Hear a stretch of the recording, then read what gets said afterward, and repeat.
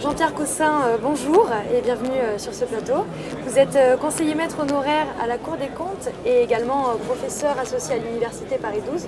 Dans le cadre de ce 5e congrès, vous avez animé un atelier. Est-ce que vous pouvez m'en parler aujourd'hui? Sur quel sujet êtes-vous intervenu?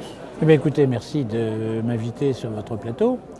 C'est très gentil d'abord pour les organisateurs de ce congrès de m'avoir encore une fois convié à participer à leurs travaux.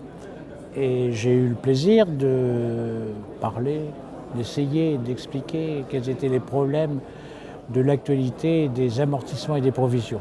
Vous voyez, c'est un thème qui est évidemment cher aux experts comptables, qui est cher aux fiscalistes et qui est un thème compliqué.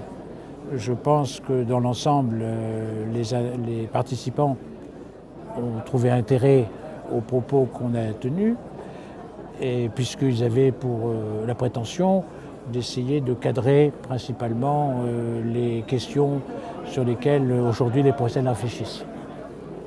Voilà ce que l'on peut dire. Il y avait un monde attentif et quelques questions tout à fait intéressantes ont été posées, notamment sur la difficulté de savoir comment on traitait l'amortissement du fonds commercial qui, pour les experts comptables, est une interrogation à laquelle il serait bon que l'administration fiscale puisse répondre assez rapidement pour sécuriser un petit peu tout ce dispositif comptable et fiscal.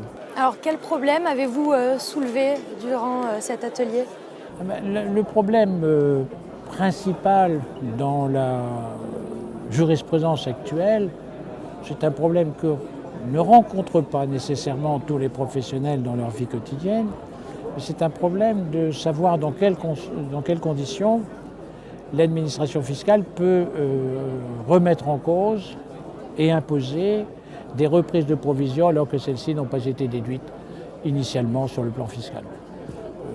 Deux importantes décisions du Conseil d'État de 2013 et 2016 ont amené à la réflexion et ont tenté de clarifier un sujet qui n'est pas encore totalement clarifié, mais qui le deviendra assez rapidement, je le pense. Même si, en réalité, les vrais problèmes que j'ai évoqués tout à l'heure, ce ne sont pas ceux-ci, ce sont les questions de savoir dans quelles conditions les experts comptables peuvent sécuriser leur déduction de provisions quand ils conseillent à leurs clients et quand ils les comptabilisent.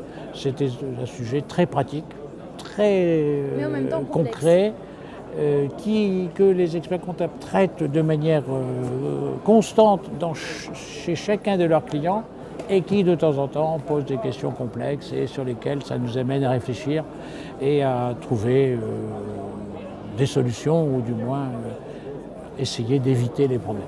Alors justement, est-ce que vous avez évoqué des pistes?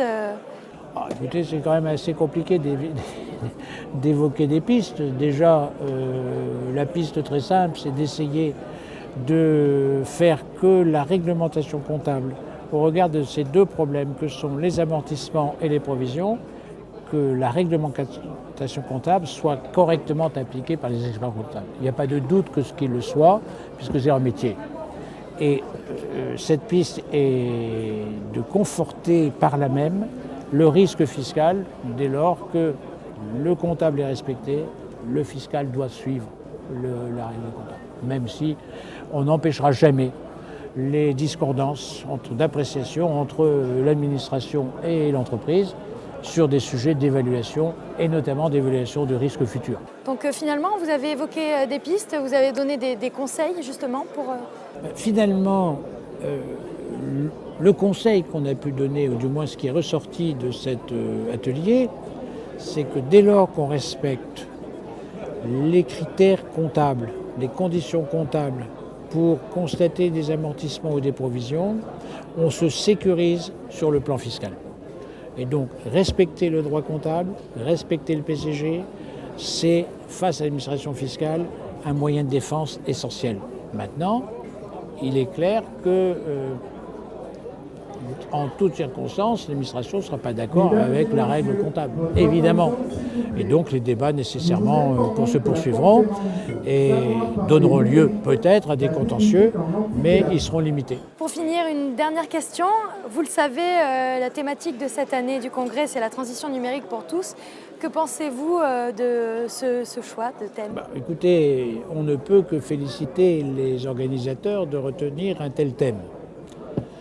Je ne dis pas que c'est un thème facile, ni même que pour les professionnels qui vont assister à ce congrès, ils n'en sortent pas avec quelques interrogations, quelques craintes sur les conditions de mise en œuvre de tout ce numérique dans une profession qui en est, on va dire, en même temps les premiers bénéficiaires et en même temps les premières victimes. Absolument. Parce que quand ça marche, c'est bien, mais quand ça marche moins bien, c'est mal. Et dans les cabinets, notamment les petits cabinets, on observe que la mise en place de toutes ces nouvelles technologies ne se font pas sans difficulté.